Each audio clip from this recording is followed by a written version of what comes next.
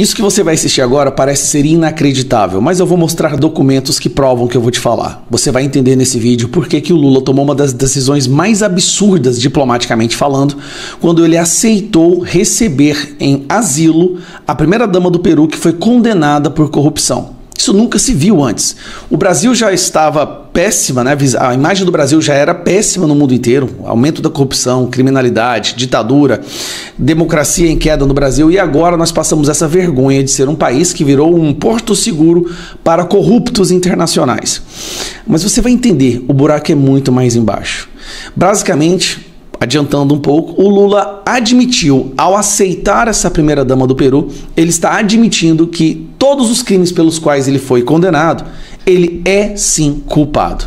Primeiro, a imprensa que apoia o Lula está indignada pelo fato do Lula ter recebido essa primeira-dama condenada por corrupção, como se ela estivesse buscando asilo, o que, na verdade, não se enquadraria. Escuta aqui. Realmente foi uma decisão completamente equivocada e tomada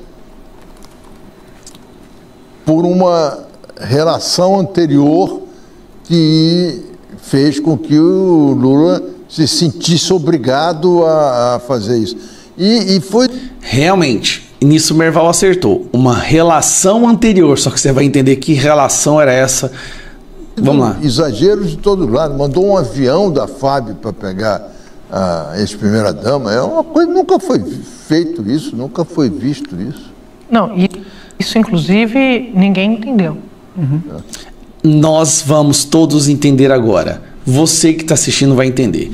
Por que o Lula mandou um avião da Força Aérea Brasileira buscar uma pessoa condenada por corrupção no Peru?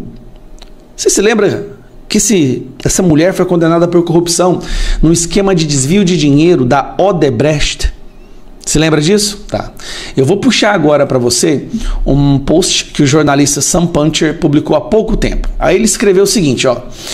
A esposa do ex-presidente Ollanta Humala foi condenada no Peru por lavagem de dinheiro recebido ilegalmente da Odebrecht. Em depoimento de 2018, Marcelo Odebrecht contou à PF que essas doações foram feitas a pedido do PT. O PT hoje governa o Brasil e concedeu asilo a alguém condenada pela corrupção que, segundo o delator, foi feita a pedido do próprio PT. Então vamos lá. Agora você vai ver trechos da conversa, da delação do Marcelo Odebrecht, onde ele fala exatamente isso. Vamos lá. MO é Marcelo Odebrecht conversando com a Polícia Federal.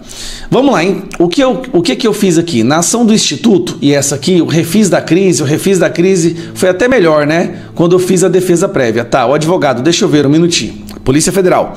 Uma coisa que eu vou perguntar para o senhor. Olhando para tudo isso, relembrando, dizendo, percebendo essas coisas, o senhor mencionou sobre os pedidos para o partido e os pedidos para o ex-presidente Lula. O senhor percebe ou consegue dizer se existia um conflito com relação a isso? Marcelo Odebrecht respondeu. Não, veja, todos os pedidos, com exceção desses aqui, eram pedidos do interesse do partido. E aí me perguntaram o seguinte, sim, o que é que tem a ver o El Salvador e Ollanta Humala no Peru? É interesse do partido, ou seja, PT tinha interesse geopolítico, a Polícia Federal. Perfeito, continuando. Exatamente. Aí, mas esse caso, quem cuidava não ficava a cargo? Não, eu não checava, mas, por exemplo, depois eu descobri que eu botei na petição, eu descobri no My Web Day que eu não sabia os pagamentos para Ollanta Humala. Então a Odebrecht, a pedido do PT, estava fazendo pagamentos para Ollanta Humala. Tá, foram os únicos, na verdade, os únicos pagamentos na planilha italiana que eu consegui identificar nos prints My Web Day, que eu recebi foi para Ollanta Humala. Ollanta Humala, só para lembrar, é o ex-presidente do Peru, casado com essa mulher, que pediu asilo no Brasil depois de ser condenada à corrupção, e o Lula mandou a Força Aérea buscar ela no país dela. Por que o Lula fez todo esse esforço, se envergonhou e realmente ali ele cometeu um absurdo? Por que ele foi buscar essa mulher? Vamos entender. Aí eu mandei tudo para o PGR. Aí inclusive descobri no My Web Day a conta bancária que foram feitos pagamentos para o Ollanta Humala. Isso tem até aqui no nosso aqui, mas ele não é objeto das nossas... Aí Marcelo Odebrecht. Os únicos pagamentos no MyWebDay, os únicos pagamentos que eu consegui identificar como da planilha italiano, eu consegui identificar qual foi vinculado aqui, foi Olanta Humala, foi esse. Só, porque aparece lá campanha nacional. E Marcelo Odebrecht continua falando. Então, de fato, uma relação, em relação a essas questões que ele falou, que eram compromissos com Lula, de fato existe.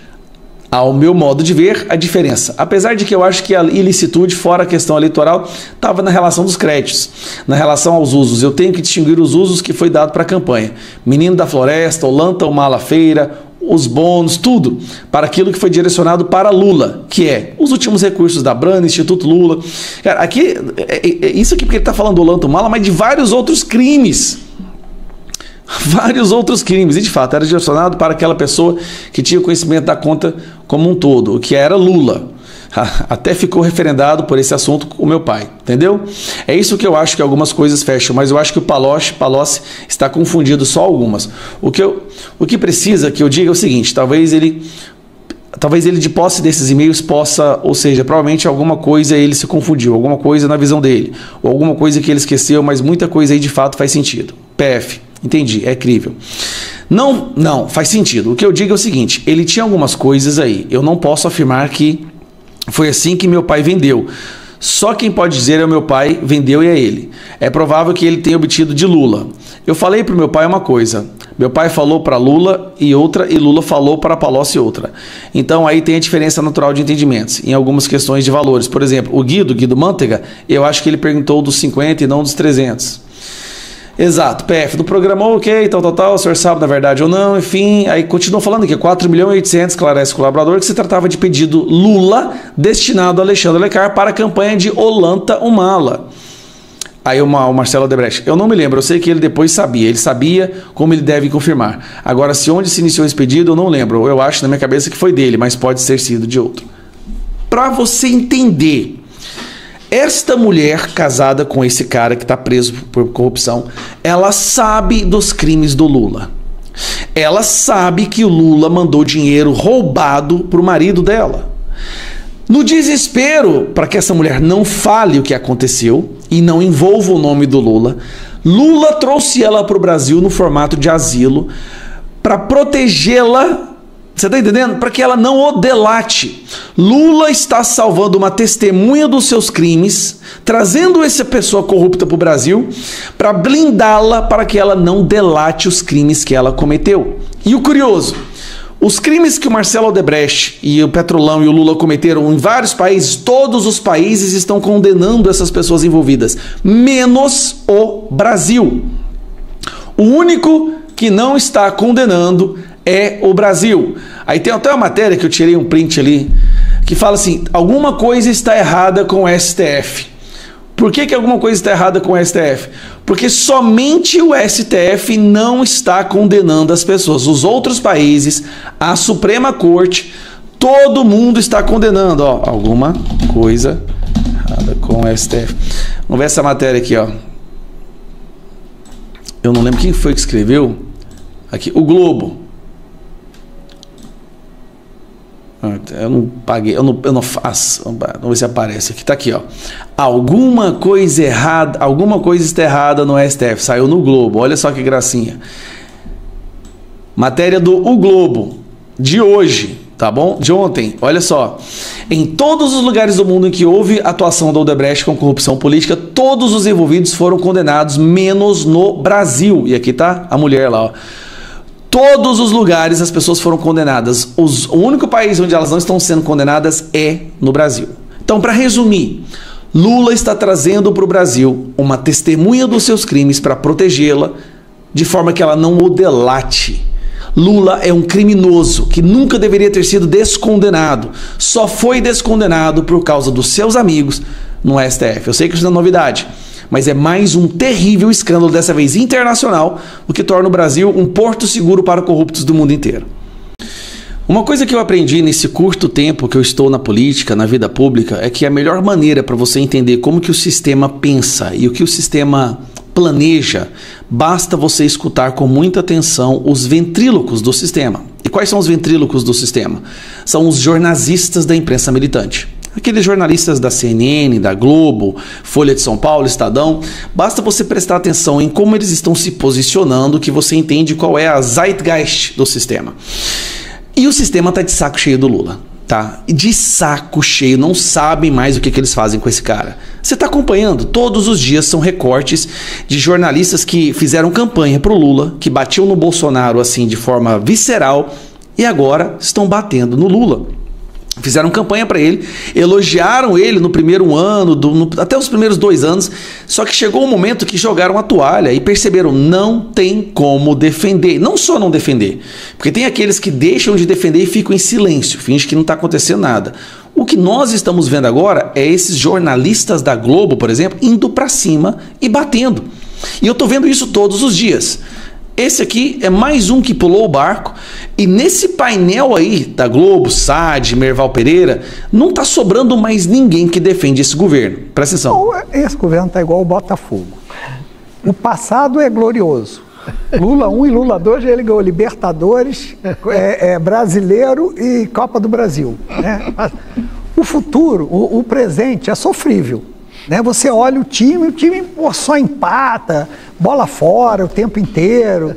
Você olha assim, pô, esse jogador veio da Bahia, esse do Ceará, eram tão bons. Você fala, mas era campeonato regional, batia um bolão no campeonato baiano no Ceará. Agora, no nacional aqui, não estão rendendo tanto.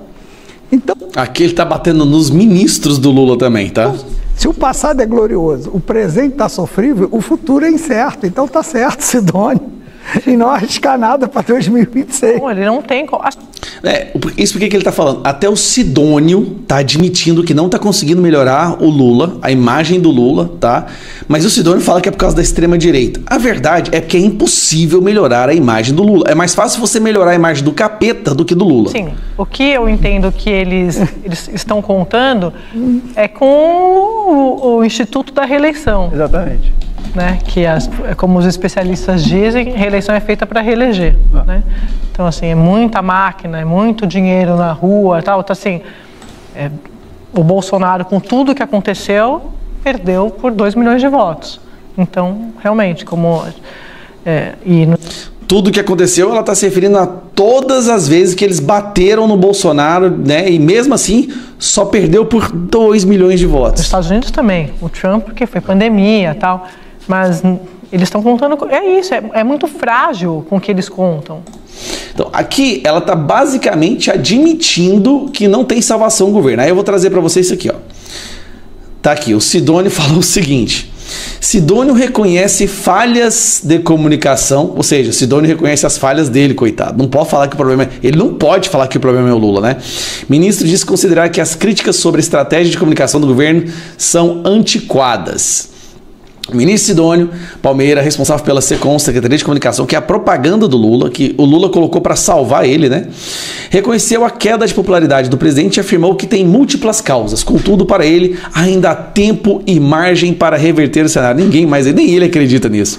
Em entrevista ao jornal Globo, Sidônio afirmou que 2 questões estruturais explicam parte da perda do apoio. O avanço da extrema-direita nas redes sociais, com a proliferação de discurso de ódio e fake news, e a ausência de uma narrativa clara sobre a situação do país quando Lula assumiu o poder. Ou seja, a culpa do Sidônio é a extrema-direita, as fake news, mas ele admitiu aqui, ó, reconhece falhas de comunicação. Faltou mostrar como o Brasil estava. Sabe como que o Brasil estava? Decolando, desemprego caindo, gerando lucro em todas as estatais todas, criminalidade caindo vertiginosamente, investimento internacional transbordando para dentro do Brasil. Era assim que o Brasil estava. Aí vamos lá.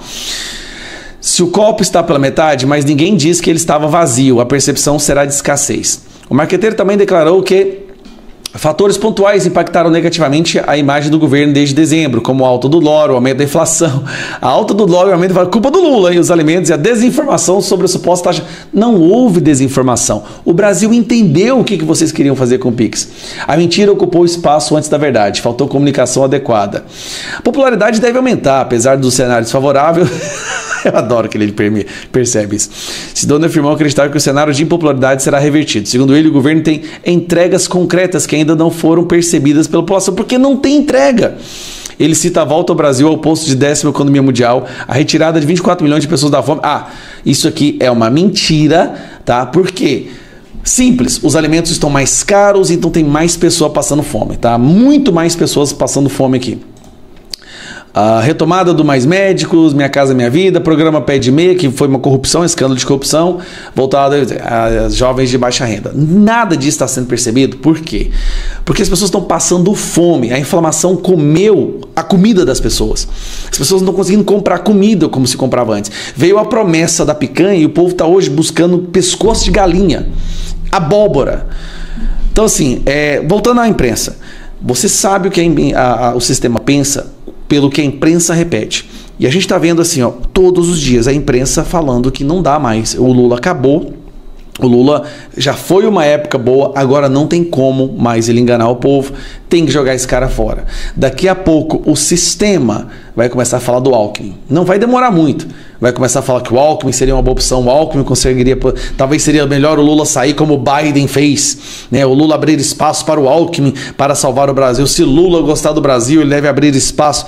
Eu estou meses para a imprensa começar a falar do Lula saindo como se fosse um gesto de generosidade, dando espaço para o Alckmin poder resgatar o Brasil. Não vai demorar, é assim que aconteceu com o Biden nos Estados Unidos, e é isso, o Lula virou um Biden brasileiro. Abraço. Fala galera, se você gostou desse vídeo, deixa o like, tem muito mais conteúdo aqui. Fica com Deus, abraço, valeu!